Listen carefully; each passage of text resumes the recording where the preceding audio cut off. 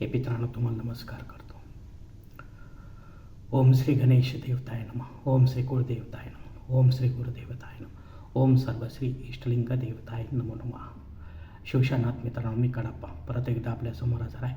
माझ्या धर्मकरम चॅनलमध्ये आपले सहर्ष स्वागत करीत आहे.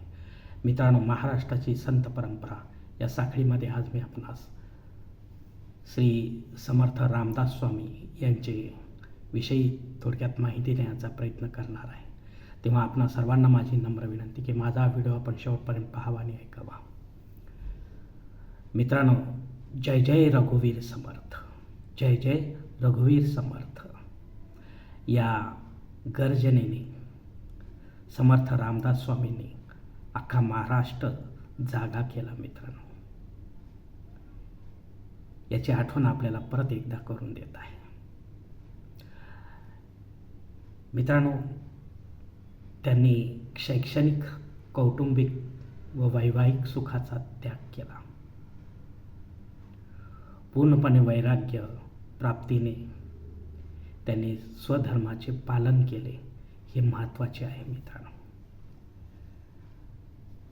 आणि हिंदू धर्मात जसं सांगितलं की भक्तीची पहिली पायरी गुरु आणि शेवटची समाधी. पण या दोन्ही अटींना त्यांनी बाजूला सारून प्रभू श्री रामचंद्रालाच आपले गुरु, सद्गुरू, जगद्गुरू मानले आणि त्यांच्या चरणी आपली सर्व सेवा रुजू केली. मित्रांनो,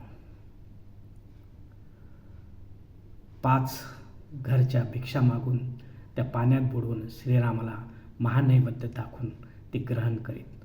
म्हणजे पोटभराचा जो प्रश्न आहे तो पण या ठिकाणी संपला. मित्रांनो, घरदार सोडले,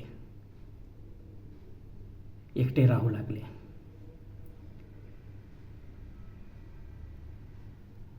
आणि कार्य करण्यासाठी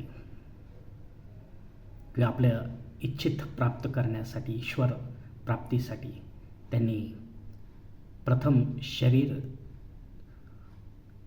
पुष्टी करून घेतली.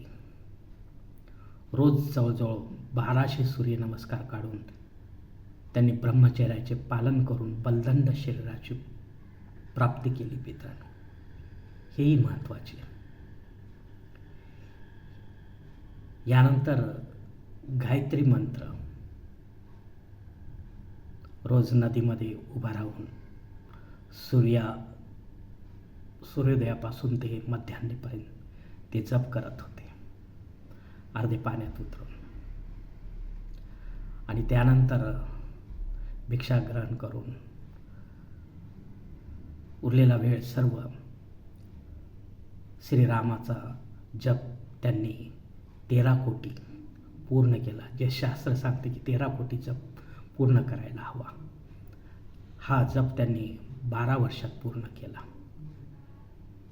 13 कोटी म्हणजे 12 कोटी 12 ग्रहांसाठी ज्योतिषशास्त्रातील, आणि 1 कोटी स्वतःच्या उन्नतीसाठी, आत्मोद्धरासाठी.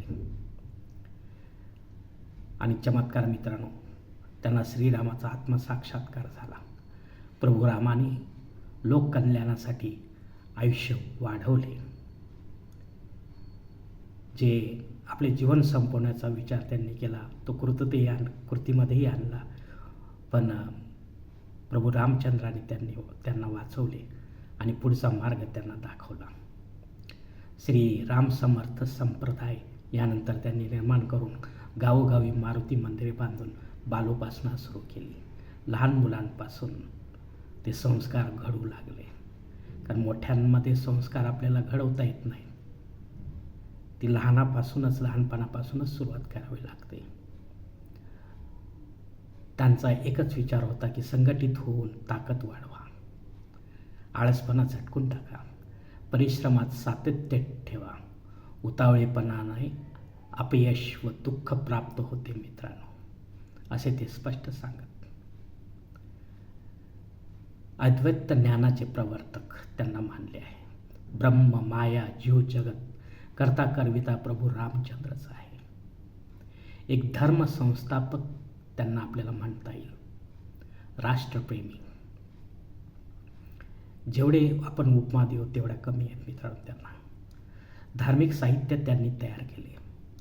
मनाचे श्लोक, दासबोध ग्रंथ लिहिला, करुणाष्टके, आत्माराम असे मोठे ग्रंथ त्यांनी लिहिले. देवी देवतांच्या आरत्या, स्तोत्र, रामपंचायतन देवता त्यांनी मानल्या. मित्रांनो, शिवाजी महाराजांचे गुरुपद त्यांनी स्वीकारले आणि शिवाजी महाराज ज्यावेळेला त्यांना आपले राज्य सोपवायला निघाले की स्वामी हे आपले राज्य, माझे राज्य मी आपल्या चरणी अर्पण करतो, तर रामदास स्वामी म्हणाले, अरे वेड्या, हे राज्य ना तुझे ना माझे, हे प्रभू रामचंद्राचे राज्य आहे, ते पाहतील, ते सांभाळतील. मित्रांनो, त्यांना माता तुळजाभवानीची मूर्ती नदीमध्ये सापडली एकदा. त्यांनी ती शास्त्रोक्त पद्धतीने प्राणप्रतिष्ठा करून स्थापित केली सज्जनगडावर. जय जय रघुवीर समर्थ गर्जनेने अख्खा महाराष्ट्र जागा केला खरा समर्थ रामदासांनी. पण या संप्रदायातून किती समर्थक जागे झाले आणि समर्थांच्या जीवनाचा आदर्श आपल्या आचरणात आणला हे सांगता येणार नाही मित्रांनो. संशोधनाचा विषय होईल. कारण आपल्या सर्व सुखाची होळी करणे वैराग्य येणे. आपल्याला सुख हवे असते. जन्म झाला की शिक्षण झाले की नोकरी, व्यवसाय, पैसा, विवाह, कुटुंब, माझे मुलं, माझे नातू पंतू जे काय असेल ते हे सुख आपल्याला हवे असते. याची सर्वांची त्यांनी होळी केली आणि वैराग्य येणे हे काही सहजी नाही मित्रांनो येत. स्वधर्माचे पालन करणे, त्यातही स्वधर्माचे पालन करणे. आज कित्येक भक्त असे आहेत की जे ट्रॅक चेंज करून गुरु करतात, सद्गुरू करतात, किंवा गुरु करतच नाही, सद्गुरू जगद्गुरूंना मानतात, देहधारी गुरूंना मानत नाही. असे अनेक मार्ग आहेत ज्या ठिकाणी देहधारी गुरूला महत्त्व दिले नाही. समर्थ रामदास स्वामी तसेच होते, पण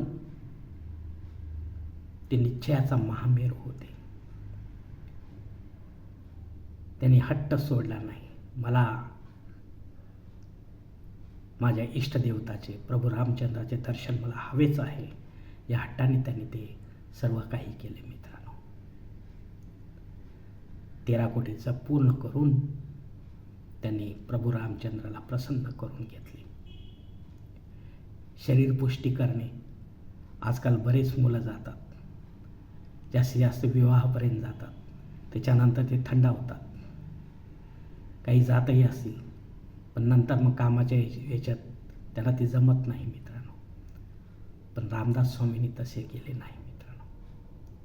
शेवटपर्यंत ते सूर्यनमस्कार काढत होते. आणि भिक्षुकाने पोट भरणे हे फार कठीण आहे मित्रांनो. आणि ते 5 घरचेच, 5 घरांमध्ये एक घरची भिक्षा मिळो, 2 मिळो, 4 मिळो, तेवढीच घ्यायची आणि 5च्या पुढे जायचं नाही मात्र. आणि ते घेऊन आपले पोट भरायचे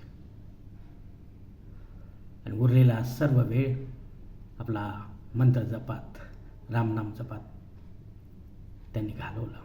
अशा 12 वर्षाच्या तपस्येने आत्मसाक्षात्कार करून घेणे एवढे सोपे नाही मित्रांनो, जेवढे आपल्याला ऐकायला आणि वाचायला सोपे वाटते. शेवटी तोची एक समर्थ, दुसरा कोणी नाही मित्रांनो. कारण आपणच असतो आपल्या जीवनाचे शिल्पकार. हे रामदास स्वामींनी आपल्या आचरणातून सर्व जगाला दाखवून दिले मित्रांनो. धन्यवाद मित्रांनो. याच ठिकाणी मी थोडक्यात आपल्याला समजावून सांगितले की रामदास स्वामी काय आहेत, कसे आहेत आणि त्यांचा आदर्श आपल्यासमोर ठेवायचा का नाही ठेवायचा हे आपणच ठरवायचे. कारण आपणच आहोत आपल्या जीवनाचे शिल्पकार. धन्यवाद मित्रांनो. पुढील भेटीपर्यंत आपण खुश राहा, आनंदी राहा, प्रसन्न राहा. हरिओम. शिवशंभो महादेव.